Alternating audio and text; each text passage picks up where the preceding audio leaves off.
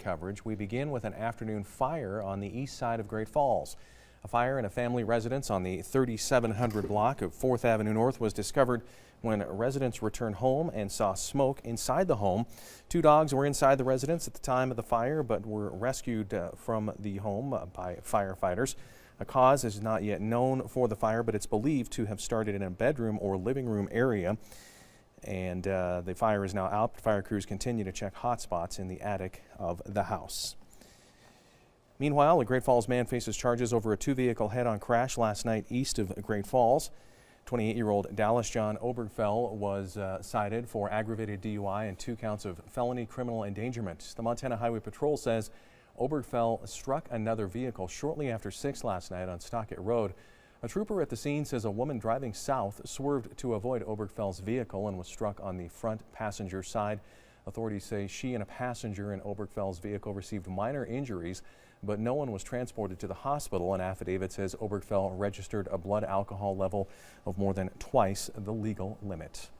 Well, what a difference a few hours makes here in Montana. We started with sunshine and 60s, and now temperatures are tumbling, and we're tracking rain and snow moving through. I'm here with Storm Tracker meteorologist Mike Rollins in the Weather Center. And Mike, that cold front arrived today right on time, as scheduled. As scheduled here, right around early afternoon hours here in Great Falls, and we've seen rain coming down for the last hour or so.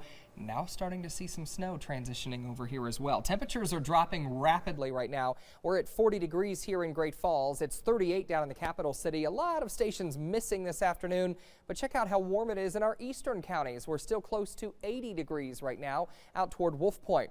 You can see the rain starting to become widespread here up and down I-15, and a lot of that rain is now transitioning over to some snow. And as we look live here at the Storm Tracker Doppler Network, the yellows and oranges you see south of Great Falls, that's actually snow that's starting to mix in here. We call that bright banding, so I would expect to see some wet snowflakes in Great Falls in the next half an hour or so. Snowy and windy for the evening hours. Chilly temperatures were in the 30s for this evening.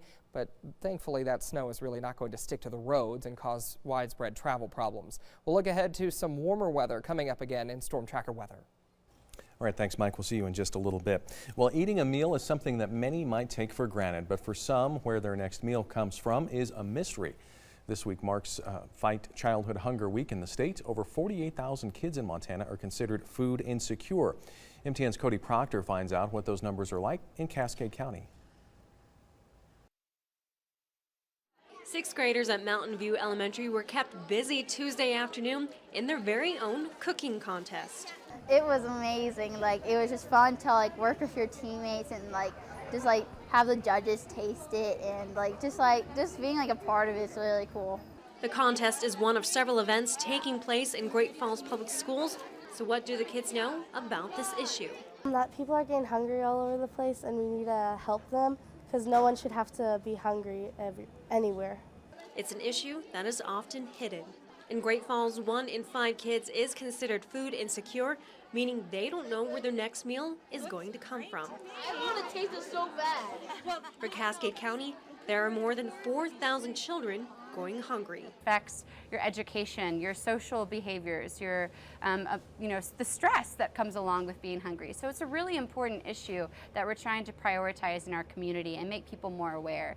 So why have a cook-off to raise awareness, especially one with food and ingredients that can be found in the district's food services?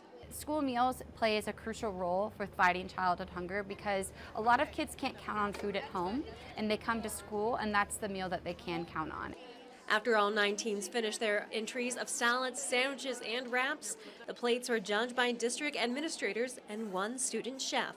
And while the winner won't be revealed until Friday, what the kids found out today is that making food can not only be fun, it can also be educational.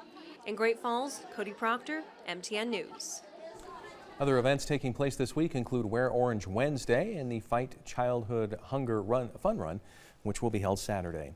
Well, hundreds of people from across Montana who are caring for kids in crisis gather in Helena. A 3-day event offers training and a chance to honor some of the state's top caregivers. During the annual Prevent Child Abuse and Neglect Conference, foster parents, child advocates, and Montana Child and Family Services staff got awards for their work with Montana's next generation. The event kicked off with welcoming comments from Governor Steve Bullock, who recalled his first work in the Attorney General's office reviewing child neglect cases. One award winner singled out this year by the Department of Health and Human Services is Cheryl Robertson. The Helena woman was named the 2015 Foster Parent of the Year. She's been fostering kids for 4 years and she's adopting 3 of them. Being an amazing foster parent to children in the system. And then we also have awards for some of our caseworkers who are doing some innovative and forward-thinking work to find good outcomes for children who are in foster care. They all go through the same things, and I'm just glad I'm there to help them work through their problems. On average, Health and Human Services completes 7,600 child abuse investigations every year. And for a full list of winners, you can check out our website, krtv.com. A recent surprise for the Montana Historical Society. The Historical Society received by mail the original bill that created the Montana Historical Society in 1865, which was signed by Governor Sidney Edgerton. The bill arrived in an envelope from an anonymous donor with no return address, 63 cents short on postage, with a note that read, quote, "I think you might have an interest in the attached." According to the Society, the bill doesn't need conservation. It's in excellent condition.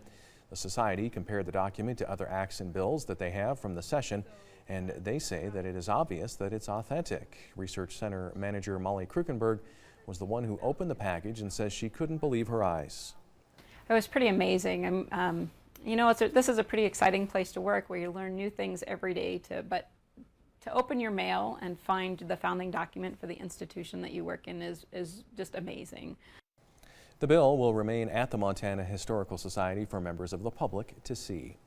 At the legislature today, the bill to implement the Flathead Water Compact got a visit to the Rules Committee, and it has another visit there tomorrow. That's just on whether to bring it for the vote. The House Rules Committee this morning upheld a procedural ruling yesterday by House Speaker Austin Knudsen. Mr. Chairman, we've been here before. I see no reason to have a long, drawn-out discussion. We all know what the results of this were going to be. Democrats, joined by 11 Republicans, voted later to overrule that ruling after another motion. Knudsen ruled that the bill actually requires a 2/3 majority because it exempts the state from some litigation. Knudsen sent it back to the Rules Committee, meaning which meets tomorrow morning at 10. A similar pattern of events played out last week as Democrats brought a Medicaid expansion bill to the floor and eventually passed it. Last-minute tax filers are running out of time to file their 2014 returns. Taxpayers have until midnight tomorrow to file their taxes. Experts at H&R Block say they've seen an increase in clients this year due to questions regarding the Affordable Care Act. If you're unable to meet the deadline, tax preparers advise filing an extension, which provides an additional 6 months to file a return. Experts say it's a good idea to do it sooner rather than later. I urge you to file the extension and, you know, have it ready, then come in, get in here, let us finish the return for you in a quick way. Don't wait till October 15th. Once you have your documents together, get the return done. Feller says an extension only gives taxpayers additional time to file their returns. They must still pay any tax owed by tomorrow's deadline.